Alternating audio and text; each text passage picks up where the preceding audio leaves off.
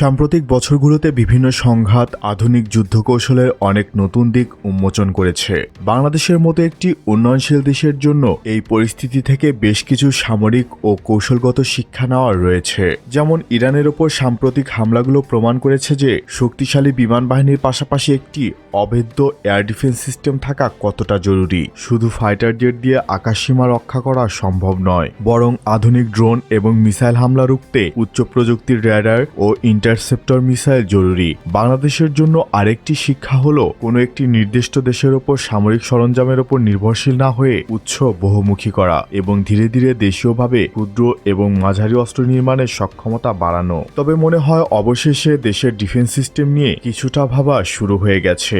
আধুনিক যুদ্ধ পরিস্থিতি বিবেচনায় বাংলাদেশ সেনাবাহিনী কর্তৃক ভিএইচএফ এবং HF portable electronic warfare system ক্রয়ের টেন্ডার জারি করেছে। নিঃসন্দেহে এটি বর্তমান সময় বিবেচনায় অত্যন্ত কার্যকরী সিদ্ধান্ত এবং আধুনিকায়নের এক ধাপ এগিয়ে যাওয়া। সেনাবাহিনী ইতিমধ্যে ফ্রান্সের নির্মিত ইলেকট্রনিক ওয়ারফেয়ার সিস্টেম ব্যবহার করছে।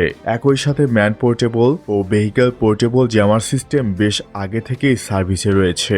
গত বছর চীন থেকে অজানা সংখ্যক ড্রোন জ্যামার ও এন্টি ড্রোন গান সিস্টেমের ডেলিভারি পেয়েছে সেনাবাহিনী। ভিএইচএফ এবং এইচএফ পোর্টেবল ইলেকট্রনিক ওয়ারফেয়ার সিস্টেমটি চারপাশের রেডিও সিগন্যালগুলো স্ক্যান করে এবং শত্রুপক্ষ কোথায় বসে রেডিও ব্যবহার করছে তা খুঁজে বের করে। এটি সিগন্যালের ধরন দেখে বুঝতে পারে যে শত্রু কত দূরে আছে, তারা কি ধরনের ডিভাইস ব্যবহার করছে।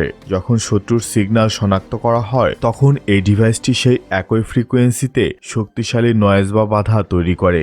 এর ফলে শত্রুপক্ষের রেডিও বা ওয়াকিটকিতে শুধু শো শো শব্দ শোনা যায় এবং তাদের যোগাযোগ বিচ্ছিন্ন হয়ে যায়। এছাড়া এটি ফ্রিকোয়েন্সি হপিং এর মতো প্রযুক্তি ব্যবহার করে যেন শত্রু আমাদের সিগন্যাল জ্যাম না করতে পারে। বাংলাদেশ সেনাবাহিনীর বিশেষায়িত আর্মি অ্যাভিয়েশন উইং এর জন্য মার্কিন যুক্তরাষ্ট্র থেকে দুটি লাইট ইউটিলিটি এয়ারক্রাফট কেনা হচ্ছে।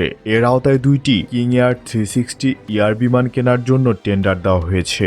এই বিমানটি টেক্সট্রন অ্যাভিয়েশন দ্বারা নির্মিত একটি অত্যন্ত শক্তিশালী টুইন টার্বোপ্রপ বিমান, যা দীর্ঘ দূরত্ব অতিক্রম এবং স্পেশাল মিশনের জন্য ডিজাইন করা হয়েছে।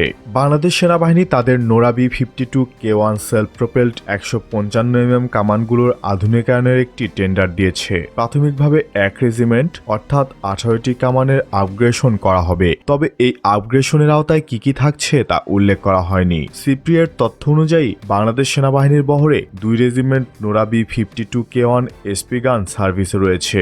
2013 সালে বাংলাদেশ সেনাবাহিনীর গোলন্দাজ বহরে যুক্ত হয় নোরা B-52 এসপি গান। দীর্ঘ পথ পরিক্রমায় আপগ্রেশনের জন্য টেন্ডার ড্রপ করা হয়েছে সরাসরি সার্বিয়ায়।